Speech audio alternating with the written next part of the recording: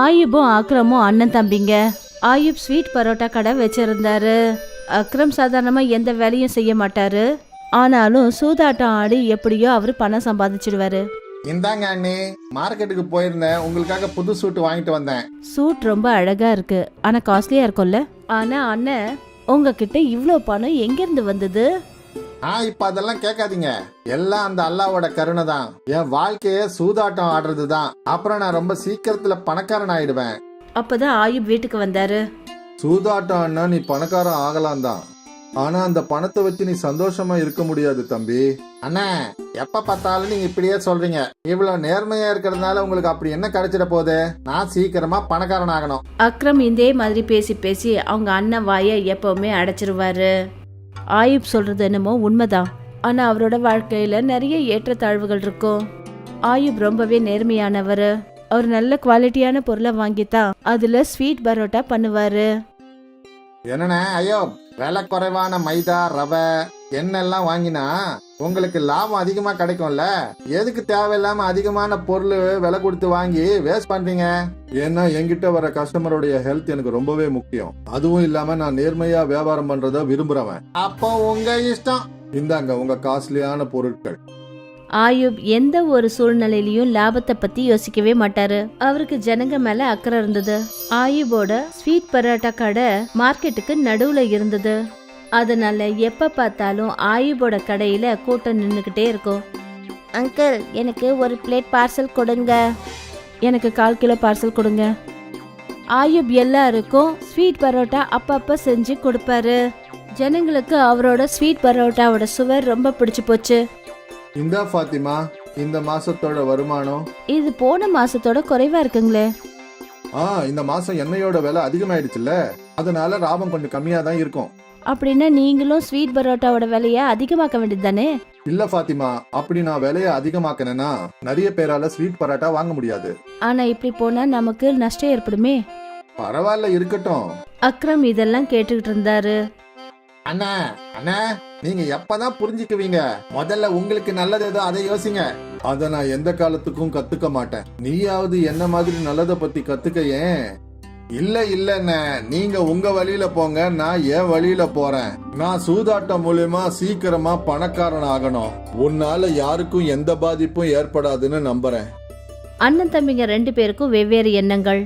ஒருத்தர் தன்னோட நலனை பத்தியே சிந்திக்கிறவரு, இன்னொருத்தர் மத்தவங்கள பத்தி யோசிப்பாரு. கொஞ்ச நாள் கழிச்சு ஃபாத்திமாவுக்கு ஒரு போன் வந்தது.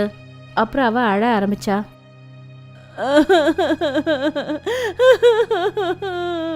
என்னாச்சு ஃபாத்திமா? அண்ணி, என்னாச்சுங்க, சொல்லுங்க. உங்க சித்தி இப்ப இறந்து போயிட்டாங்க. அல்லாஹ் உங்க ஆத்மா சாந்தி அடையட்டும். நாம உடனே புறப்படணும். ஏன்பா அக்ரம், கொஞ்ச நாளைக்கு என்னுடைய கடை நீ பாத்துக்க முடியுமா? சரிங்கண்ணே. அப்புறம் இப்போதைக்கு எனக்கு எந்த வேலையும் கிடையாது. உங்க கடையை நீங்க மூடி வச்சிருந்தா பயங்கர நஷ்டம் ஏற்படும். நான் பாத்துக்கிறேன். நல்ல விஷயம். அப்புறம் ஞாபகம் வச்சுக்கோ, நல்ல பொருளை தான் வாங்கணும், சரியா?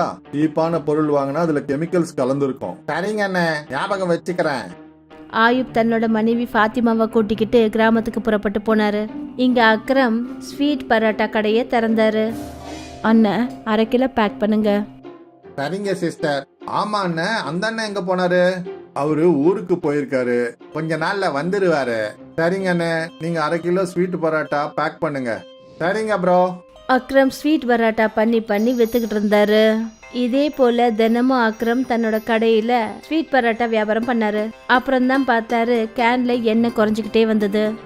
நாளைக்கு காலையில வர்றதுக்கு முன்னாடி பொருட்களை வாங்கணும். சாயந்தரத்துக்குள்ள கிட்டத்தட்ட அவருடைய பொருட்கள் எல்லாமே முடிஞ்சு போச்சு. மறுநாள் அக்ரம் ஹோல்சேல் கடைக்கு போனாரு. 15 லிட்டர் எண்ணெய் கேன் கொடுங்க. 1 லிட்டரு 200 ரூபா விலை உள்ளது வேணுமா, 100 ரூபா விலை உள்ளது வேணுமா? விலையில ஏன் இவ்வளவு வித்தியாசம் இருக்கு? நல்ல குவாலிட்டி காஸ்ட்லியான பிராண்ட் 200 ரூபா லிட்டரு. அப்புறம் சாதாரண எண்ணெயோட விலை 1 லிட்டர் 100 ரூபா தான். அக்ரம் எப்பவுமே பணத்தை பத்தி தான் யோசிப்பாரு. அக்ரம் ரொம்பவே யோசிக்காம, விலை குறைவானதே கொடுங்க, நான் என்ன இதை வச்சுக்கிட்டு வீட்டுக்கு சமையலா பண்ண போறேன். இந்தாங்க. வேற ஏதாவது வேணுமா சார்? ரவை 10 கிலோ, மைதா 10 கிலோ, அப்புறம் பெரிய கலர் டப்பா, சக்கரை 10 கிலோ.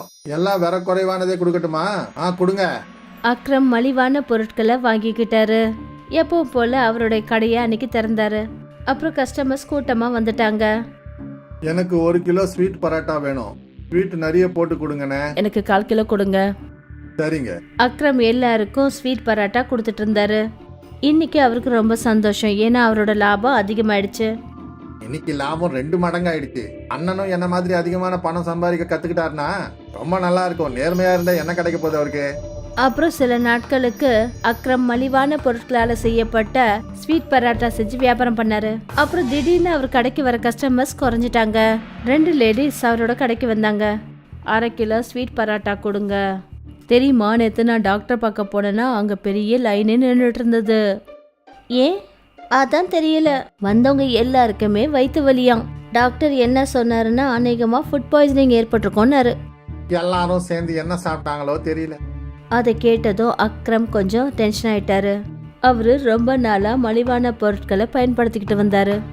இதெல்லாம் என்னாலதான் ஆயிருந்ததுன்னா போலீஸ் என்ன புடிச்சிருவாங்க. ஐயோ அல்லா. அவரு குழப்பத்துல இருந்தாரு. அவரால் தான் ஃபுட் பாய்சனிங் ஏற்பட்டிருக்குமோன்ற பயம் அவருக்குள்ள இருந்துகிட்டே இருந்தது. அவரு உடனே தன்னோட அண்ணனுக்கு ஒரு போனை போட்டாரு. அண்ணே, நான் பெரிய தப்பு பண்ணிட்டேன். என்ன? நான் உங்க பேச்ச கேட்காம குறைவான விலை உள்ள பொருளை வாங்கிட்டேன். அண்ணே, என்னாலதான் அநேகமா நிறைய பேருக்கு ஃபுட் பாய்சனிங் ஆயிருக்கும். என்ன? எனக்கு என்ன பண்றதுன்னே புரியல அண்ணே. அண்ணா, எனக்கு உதவி பண்ணுங்க. இப்படி எல்லாம் செய்ய வேணாம்னு உனக்கு ஏற்கனவே சொன்னேன்ல. இப்ப பாரு, உன்னால அப்பாவி மக்களுக்கு உடம்பு சரியில்லாம போயிடுச்சு. நான் தெரியாம தப்பு பண்ணிட்டேன். இப்ப நான் என்ன பண்றது? முதல்ல அந்த பொருள் எல்லாத்தையும் தூக்கி வீசு. எல்லாம் சரியாயிடணும்னு அந்த ஆண்டவங்கிட்ட வேண்டிக்க. சரிங்கண்ணே, அப்படியே செய்றேண்ணே. அக்ரம் பொருட்கள் எல்லாத்தையும் தூக்கி வீசினாரு. அவருக்கு ஒரே குற்ற உணர்வா இருந்தது. மற்றவங்களுக்கு பாதிப்பு வரா மாதிரி இனிமே நான் எந்த விஷயத்தையும் செய்ய மாட்டேன். என்னால பேராசைனால ஜனங்களுக்கு உடம்பு சரியில்லாம போயிடுச்சு. இனிமே நான் அதிகமா ஆசைப்படவும் மாட்டேன், சூதாடவும் மாட்டேன். அக்ரமோட எண்ணமே மாறி போச்சு. அவர் இப்போ ரொம்பவே வருத்தப்பட ஆரம்பிச்சாரு. எப்பவுமே ரொம்ப சீக்கிரத்துல பணம் சம்பாதிக்கணும்னு நினைச்சிட்டு இருந்த அக்ரம் இப்ப ஜனங்களோட உடல் நலம் நல்லா இருக்கணும்னு கடவுள்கிட்ட வேண்டிக்கிட்டாரு. இப்ப அவர் செஞ்ச தவறுகளை உணர ஆரம்பிச்சிட்டாரு. ஃபுட் பாய்சன் ஆன ஜனங்க சீக்கிரமா குணமாவாங்கன்ற நம்பிக்கை இருக்கு. கௌரவ் ரயில்வே ஸ்டேஷன் கிட்ட கோபி ஆலு பராட்டாவை தயார் செஞ்சு வித்துட்டு இருப்பாரு. வாங்க வாங்க, சூடான கோபி ஆலு பரோட்டாவை சாப்பிடுங்க. கௌரவோட வீட்ல அவங்க அம்மா, மனைவி அப்புறம் ஒரு பொண்ணு இருந்தாங்க. கௌரவ் காலையில இருந்து சாயந்தரம் வரை உழைச்சுக்கிட்டு இருப்பாரு. ஆனாலுமே கூட அவரால தன்னோட ஏழ்மையில இருந்து வெளியில வர முடியல. கேளுங்க, கோபி ஆலு பராட்டாவை செய்யறதுக்கு நிறைய செலவாகுது. நீங்க ஒரு வேலை செய்யுங்க, நீங்க சாதா பராட்டாவை வித்து பாருங்க. இதால நம்மளுக்கு செலவும் கம்மியாகும், லாபமும் நிறைய கிடைக்கும். இல்லை, நான் அப்படி பண்ண மாட்டேன். சாதாரண பரோட்டா சாப்பிட யாரும் விரும்ப மாட்டாங்க. அப்பா கோபி ஆலு பரோட்டாவை தான் செஞ்சு வித்துக்கிட்டு இருந்தாரு. அதனால நானும் அதையே தான் செய்ய போறேன். கௌரவ் கிட்ட விதவிதமான கஸ்டமர்ஸ் இருந்தாங்க. அவங்களுக்கு விதவிதமான டிமாண்ட்ஸும் இருந்தது. அட அண்ணன், பரோட்டா மட்டும் இல்லை, கோபி ஆலுவையும் கொஞ்சம் அதிகமாக வச்சு கொடுங்க. அப்புறம் எனக்கு பரோட்டா கூட காய்கறி வேணும். எனக்கு பரோட்டா கூட ஊறுகாய் வச்சு கொடுண்ணா. எனக்கு பரோட்டா கூட தயிர் வச்சு கொடு. கௌரவ் சில வாட்டி அவரோட கஸ்டமர்ஸோட டிமாண்ட்ஸை கேட்டு வெறுத்து போயிட்டு இருப்பாரு. ஒருவேளை உங்களுக்கு பரோட்டா கூட காய்கறி வேணும்னா நீங்கள் தனியாக பணம் கொடுக்கணும். என்னால் தனியாக பணம் கொடுக்க முடியாது. பாத்தீங்களாப்பா, பாத்தீங்களா, இந்த கௌரவ் காய்கறிக்கு தனியாக பணம் கேட்குறா. வாங்க வாங்க, நாம யாரும் இந்த கடையில் சாப்பிட வேணாம். அட ஒரு நிமிஷம், நீங்கள் எங்கே போறீங்க? கொஞ்சம் பொறுங்க. ஒரு நாள் கௌரவ் ரொம்பவே மனசுடைஞ்சு போய் வீட்டுக்கு வந்தான். என்னாச்சு? வர வர கஸ்டம்ஸ் வர்றது கொஞ்சம் கொஞ்சம் குறைஞ்சிக்கிட்டே போகுது. ஜனங்களுக்கு பணம் கொடுக்க விருப்பம் இல்லை. ஆனால் தயிர், ஊறுகாய், காய்கறி, ஆலு எல்லாமே கேட்குறாங்க. வாங்க எங்கேயாவது சுற்றி பார்க்க போகலாம், கொஞ்சம் மூடு கூட ஃப்ரெஷ் ஆகிடும். நம்ம கிட்ட டூரிஸ்ட் பிளேஸுக்கு போகிற அளவுக்கு எந்த பணமும் கிடையாது. அதனால முன்னாடியே வீட்டுக்கு நம்ம போகலாம். கௌரவ் சுற்றி பார்க்கறதுக்கு மாமியாரோட ஊருக்கு போனாரு. அது ஒரு கிராமம். வழியில கௌரவ்க்கும் கௌரவோட மனைவிக்கு ரொம்ப தாகம் எடுத்தது. அவங்களுக்கு எங்கிருந்தோ நீர்வீழ்ச்சியோட சத்தம் கேட்டது. இந்த அருவியோட சத்தம் கிழக்கு திசையிலிருந்து வருது. கௌரவும் அவரோட மனைவியும் கிழக்கு பக்கம் போனாங்க. அவங்களுக்கு புதர்களுக்கு பின்னாடி நீர்வீழ்ச்சி தென்பட்டது. இந்த அருவி பார்க்க ரொம்ப அழகா இருக்கு.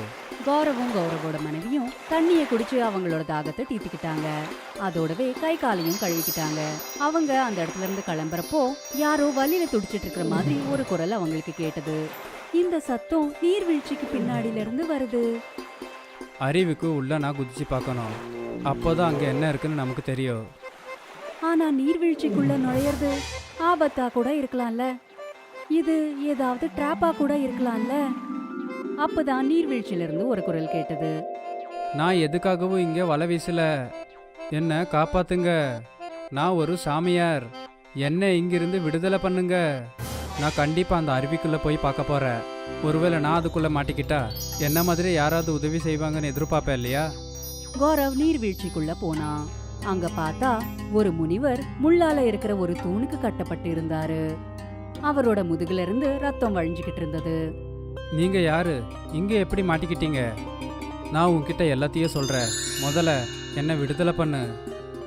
கௌரவ் அந்த கட்டுகளை அவுத்தாரு. முனிவர் விடுதலை அடைஞ்சாரு. உனக்கு ரொம்ப ரொம்ப நன்றி. நான் ஒரு சாமியார். என்கிட்ட சில சக்திகள் இருக்கு. மனுஷனோட விருப்பம் என்னன்னு தெரிஞ்சுக்கிட்டு என்னால் நிறைவேற்ற முடியும். ஜனங்க என்னுடைய சக்தியை தவறாக பயன்படுத்த ஆரம்பிச்சிட்டாங்க. நான் அவங்களோட பேச்சை ஒத்துக்காத போது என்னை இங்கே கூட்டிகிட்டு வந்து இந்த மாதிரி அடித்து வச்சுட்டாங்க. ஒருவேளை உங்ககிட்ட உண்மையிலேயே சக்தி இருக்குது அப்படின்னா நீங்கள் ஏன் அதை பயன்படுத்தி வெளியே வரல? நான் என்னுடைய சக்திகளை எனக்காக எப்போவுமே பயன்படுத்தக்கூடாது. சரிங்க சுவாமி, அப்போ நான் கிளம்புறேன். நான் என்னுடைய மாமியார் வீட்டுக்கு போகணும். ரொம்ப லேட் ஆகுது. அரே, நீ ஏன் வெறும் கையை வீசிக்கிட்டு போகிற? நீ எனக்கு உதவி செஞ்சுருக்க. நான் இப்போ உனக்கு உதவி செய்ய விருப்பப்படுற. ஒரு வேளை உனக்கு ஏதாவது வேணும் அப்படின்னா அதை கேளு. இல்லை சுவாமி, நான் என்னுடைய வாழ்க்கையில் கடினமாக உழைச்சி தான் சம்பாதிக்கணும்னு நினைக்கிறேன். கௌரவ் சொன்னதை கேட்டு முனிவர் சந்தோஷப்பட்டாரு. அவரு மனசுக்குள்ளேயே கௌரவ்க்கு ஆசீர்வாதத்தை கொடுத்தாரு. கௌரவ் மாமியாரோட ஊர்ல இருந்து திரும்ப வந்ததுக்கு அப்புறம் அவரு திரும்ப அவரோட கோபி ஆலு பராட்டா பிசினஸ் ஆரம்பிச்சாரு. வாங்க வாங்க, சூடான சுவையான ஆலு கோபி பரோட்டாவை சாப்பிடுங்க. வாங்க ஐயா வாங்க. கஸ்டமர்ஸ் திரும்ப அவங்களோட டிமாண்ட்ஸை கேட்க ஆரம்பிச்சாங்க. அட இங்க பாருப்பா, பரோட்டா கூட காய்கறியே வேணும். ஆனா காய்கறி இல்லைங்க. அப்பதான் திடீர்னு அந்த ஆளோட பராட்டால இருந்து பொரியல் வெளியில வந்தது. எனக்கு பரோட்டா கூட தயிர் வேணும். என்கிட்ட தயிர் இல்லையே. ஆனா திடீர்னு அந்த கஸ்டமரோட பராட்டால இருந்து தயிர் வெளியில வந்தது. எனக்கு பரோட்டா கூட ஊறுகாய் வேணுப்பா. ஆனா என்கிட்ட ஊறுகாய் இல்லையே. அப்பதான் மூணாவது கஸ்டமரோட பிளேட்ல பராட்டால இருந்து ஊறுகாய் வெளியில வந்தது. அங்க இருக்கிறவங்க எல்லாரோட மூளையும் குழம்பிடுச்சு. அட இங்க என்ன நடக்குது? நான் இவங்க 3 பேருக்கு ஊறுகாய் தயிர் காய்கறி கொடுக்கலையே. ஆனா இது எல்லாமே அவங்கவுங்க பிளேட்ல எப்படி வந்துச்சு? அப்பதான் கௌரவ் இதுக்கு முன்னாடி நீர்வீழ்ச்சி கிட்ட காப்பாத்தின அதே முனிவர் அந்த இடத்துக்கு வந்தாரு. இங்க பாருப்பா, 2 பரோட்டா கொடுப்பா. தயிர் ஊறுகாய் காய்கறியே கொடு. இப்படி சொல்லிட்டு முனிவர் மறைஞ்சு போயிட்டாரு. இந்த அற்புதங்கள் எல்லாம் அந்த முனிவரால தான் நடக்குதுன்னு கௌரவ்க்கு இப்ப புரிய வந்தது. கௌதமோட வண்டி கிட்ட கஸ்டமர்ஸ் கூட்டம் கூட்டமா நின்னுட்டு இருந்தாங்க. எல்லாருமே பராட்டா சாப்பிடறதுக்காக வந்தாங்க. அவங்க பராட்டா கூட பொரியல் தயிர் ஊறுகாய் இப்படி அவங்க எது கேட்டாலும் அது அந்த பராட்டால இருந்து வெளியில வந்து அவங்களோட பிளேட்ல வந்துரும். கௌரவ் நேர்மையா பராட்டாக்கான காசு மட்டும் வாங்கிக்கிட்டு இருந்தாரு. சில நாட்கள்லயே கௌரவ் பெரிய பணக்காரர் ஆயிட்டாரு. கௌரவ் எல்லார்கிட்டயும் நடந்த உண்மைய சொன்னாரு. அதாவது ஒரு முனிவரால தான் இந்த அற்புதங்கள் நடக்குதுன்னு சொன்னாரு. அவரை தான் கௌரவ் நீர்வீழ்ச்சி பின்னாடி கைதா இருக்கும்போது விடுவிச்சாரு. அப்புறம் அந்த முனிவர் அந்த நீர்வீழ்ச்சி கிட்டயே உட்கார்ந்து தவம் செஞ்சுக்கிட்டு இருந்தாரு. கௌரவுக்கு பக்கத்திலேயே தீபக்ன்ட்டு ஒருத்தன் பராட்டா தள்ளு வண்டியை வச்சிட்டு இருந்தான். அவனும் பராட்டாவை தான் வித்துட்டு இருந்தான். அவன் என்ன நினைச்சானா, அவனும் அந்த முனிவர் கிட்ட இருந்து ஆசீர்வாதத்தை வாங்கினா கௌரவ் மாதிரியே பணக்காரனா மாறலான்னு நினைச்சான். தீபக் கௌரவ் கிட்ட பேச்சு கொடுத்து பேச்சு வாக்குலயே அந்த முனிவர் எந்த இடத்துல இருக்காருன்னு தெரிஞ்சுக்கிட்டான். தீபக் துப்பாக்கிய புடிச்சுக்கிட்டு அந்த முனிவர் கிட்ட போனான். நீ யாருப்பா? இங்க என்ன பண்ற? வாய மூடு. என் பேரு தீபக். நான் கௌரவோட கடைக்கு பக்கத்துல கடை வச்சிருக்க. நீ அவனுக்கு வரம் கொடுத்து ரொம்ப பெரிய தப்பு பண்ணிட்ட. நீ தப்பா புரிஞ்சுக்கிட்டு இருக்க. கௌரவ் நிஜமாவே ரொம்ப நல்ல பையன். நான் அவனுக்கு எந்த ஒரு வரமும் கொடுக்கல. எப்போவுமே நல்லா இரு அப்படின்னு நான் உனக்கு ஆசீர்வாதம் பண்ணேன். என்கிட்ட சும்மா அதிகமாக பேசாத கிழவா. ஒழுங்கு மரியாதையா எனக்கும் அந்த மாதிரி வரம் கொடு. அப்படி இல்லைனா இப்போவே உன்னை கொன்று போட்டுருவேன். அந்த மாதிரி எல்லாம் யாராலையும் ஆசீர்வாதம் பண்ண முடியாதுப்பா. நீ சொன்னா கேட்க மாட்ட போல. தீபக் முனிவரோட கழுத்தை பிடிச்சுக்கிட்டான். அவன் அவரோட கழுத்தை நசுக்கிக்கிட்டே இப்படி சொன்னான். உடனே ஆசீர்வாதம் பண்ணு, இல்லைனா உன் உயிரை எடுத்துடுவ. சரி, நான் உன்னை ஆசீர்வதிக்கிறேன். அடுத்த நாள் தீபக் ரொம்பவே சந்தோஷமா அவனோட பிசினஸ ஆரம்பிச்சான். தீபக் கஸ்டமர்ஸோட பிளேட்ல பராட்டாவை வச்சு கொடுத்தப்போ அந்த பிளேட்ல பராட்டா மேல பாம்புகள் இருந்தது. தீபக் கஸ்டமர்ஸோட பிளேட்ல எத்தனை வாட்டி பராட்டாவை வச்சாலும் எல்லா வாட்டியும் பாம்புகள் தான் வந்தது. கஸ்டமர்ஸ் தீபக் கிட்ட இருந்து பராட்டாவை வாங்குறதே நிறுத்திட்டாங்க. எல்லா கஸ்டமர்ஸும் கௌரவ் கிட்ட இருந்து தான் பராட்டாவை வாங்கிக்கிட்டு இருந்தாங்க. கௌரவ் கஸ்டமர்ஸோட கூட்டம் ரொம்பவே கூடிச்சுன்ற விஷயத்த கவனிச்சான். அதனால 2 வேலைக்காரங்களை வச்சுக்கிட்டு கௌரவ் ஒரு ரெஸ்டாரண்ட்டை ஓபன் பண்ணாரு. இப்படி தன்னோட நேர்மை அப்புறம் உழைப்பினால பிசினஸ்ல முன்னேறி ரொம்ப சந்தோஷமா வாழ்ந்தாரு. கிராமத்து மார்க்கெட்ல சுதாம்ஷியோட பக்கோடா கடை இருந்தது. அவரோட கடையை திறந்த உடனே அங்க கஸ்டமர்ஸ் வந்துடுவாங்க. எனக்கு ஒரு பிளேட் வெங்காய பக்கோடா கொடுங்க. எனக்கு உருளைக்கிழங்கு பக்கோடா. சுதாம்ஷு ரொம்ப சந்தோஷமா இருந்தாரு. ஏன்னா அவரோட வியாபாரம் ரொம்ப நல்லபடியா போய்கிட்டு இருந்தது. காலையில இருந்து சாயந்தரம் வரைக்கும் அவரோட கடையில ஜனங்க கூட்டமா நின்னுட்டு இருந்தாங்க. இங்க பாருங்க ப்ரோ, 2 பிளேட் வெங்காய பக்கோடாவும் அப்புறம் ஒரு பிளேட் உருளைக்கிழங்கு பக்கோடாவும் கொடுங்க. இந்தாங்கண்ணே. ஏன் ப்ரோ, நான் உங்ககிட்ட தான் தினமும் பக்கோடா வாங்குறேன், கொஞ்சம் அதிகமா தான் போட்டு கொடுக்கலாம் இல்ல? அண்ணே, நான் எடைய விட அதிகமா எங்க வீட்டு ஆளுங்களுக்கு கூட கொடுக்க மாட்டேன். வாங்கறதா இருந்தா வாங்குங்க, இல்லன்னா பரவாயில்ல. சரி சரி எடுப்பா. சுதாம்ஷுவோட குடும்பத்துல அவரோட மனைவி சுதா இருந்தா. வந்துட்டீங்களா? நான் உங்களுக்காக தான் காத்துக்கிட்டு இருந்தேன். தெரியுமா, என் ஃப்ரெண்டோட புருஷன் அவளுக்கு நெக்லஸ் வாங்கி கொடுத்துருக்காராம். அப்புறம் நீங்களும் இருக்கீங்க, எதுவுமே வாங்கி கொடுக்க மாட்டேங்கிறீங்க. அப்படியா? போன மாசம் தானே உனக்கு புது புடவை வாங்கி கொடுத்தேன். ஞாபகம் இருக்கு. அதுவும் சேல்ல தானே வாங்கிட்டு வந்தீங்க. வெயில்ல வாங்கினதோ இல்லையோ, ஆனா வாங்கிட்டு வந்து கொடுத்தேன்ல. உங்களை மாதிரி ஒரு கஞ்சத்தனமான புருஷனை இது வரைக்கும் பார்த்ததே இல்ல. மாசம் மாசம் உங்களுக்குன்னு புதுசா துணியை வாங்கிக்கிறீங்க. ஏதோ ஒரு மாசம் புதுசா புடவை வாங்கி கொடுத்துட்டீங்க. அதை ஒரு பெரிய விஷயமா பேசிட்டு இருக்கீங்க. நான் ஏன் வாங்கிக்க கூடாது? நான் தானே சம்பாதிக்கிறேன். சுயநலவாதி. சுதாம்ஷு ஸ்வபாவத்துல சுயநலவாதி. அவரு தன்னை பத்தி மட்டும்தான் யோசிப்பாரு. சுதாம்ஷுவோட பக்கோடா கடை ரொம்ப நல்லபடியா போய்கிட்டு இருந்தது. அதுல அவரோட வருமானமும் நல்லா இருந்தது. திடீர்னு ஒரு நாள் சுதாம்ஷோட கடைக்கு முன்னாடி இன்னொரு வண்டி கடை வந்தது. கௌரவோட ஆலு பஃப் கடை. புது கடையை பார்த்ததும் கஸ்டமர்ஸ் அங்க போயிட்டாங்க. ஆமாண்ண, இது என்னது? இது சிட்டில விக்கிற ஃபேமஸான உருளைக்கிழங்கு பஃப். சிஸ்டர், நீங்க ஒரு தடவை சாப்பிட்டீங்கன்னா மறுபடியும் கேட்பீங்க. சரி சரி கொடுங்க. இப்பவே கொடுக்கறேன். கௌரவ் அந்த லேடிக்கு உருளைக்கிழங்கு பஃப் கொடுத்தாரு. அந்த லேடி உருளைக்கிழங்கு பஃப் சாப்பிட்டதும் ரொம்ப சந்தோஷமாயிட்டா. இது உண்மையிலேயே ரொம்ப நல்லா இருக்கு, இனிமே நான் தினமும் இங்க தான் சாப்பிடுவேன். அப்புறம் அந்த கஞ்சத்தனமான பக்கோடாக்காரங்கிட்ட யார் பக்கோடா வாங்குவாங்க? சுதாம்ஷோட நிறைய கஸ்டமர்ஸ் பக்கோடாவுக்கு பதிலா உருளைக்கிழங்கு பஃப வாங்கினாங்க. முன்னாடி எல்லாம் சுதாம்ஷோட கடைக்கிட்ட கஸ்டமர்ஸ் கூட்டமா நின்னுட்டு இருப்பாங்க. இப்ப அவங்க எல்லாரும் கௌரவோட கடைக்கு வந்துட்டாங்க. இத பார்த்ததும் சுதாம்ஷுக்கு ரொம்ப கவலையா இருந்தது. இந்த உருளைக்கிழங்கு பஃப்காரன் புதுசு, கொஞ்ச நாள்ல அதை மறந்துட்டு ஜனங்க மறுபடியும் பக்கோடா வாங்கி சாப்பிடுவாங்க. சுதாம்ஷு தனக்கு தானே ஆறுதலை சொல்லிக்கிட்டான். அப்புறம் என்ன, நாளும் போய்கிட்டு இருந்தது. ஆனா கௌரவோட உருளைக்கிழங்கு பஃப் ரொம்ப நல்லா இருந்தது. அதனால இப்பவும் கஸ்டமர்ஸ் அவரோட கடையில தான் கூட்டமா நிற்கிறாங்க. இந்த உருளைக்கிழங்கு பஃப்காரன் என்னுடைய வியாபாரத்தையே கவுத்துட்டானே, எங்க இருந்து வந்து தொலைஞ்சான்னு தெரியல. இவன் மட்டும் வராம இருந்திருந்தா எல்லாமே நல்லபடியா இருந்திருக்கும். சுதாம்ஷு யோசிக்க ஆரம்பிச்சாரு. அதாவது தன்னோட வழியில கௌரவ வரவிடாம பாத்துக்கணும்னு. கௌரவங்க ரொம்ப சந்தோஷமா இருந்தாரு. வந்ததுமே அவரோட வியாபாரம் நல்லா நடக்க ஆரம்பிச்சது.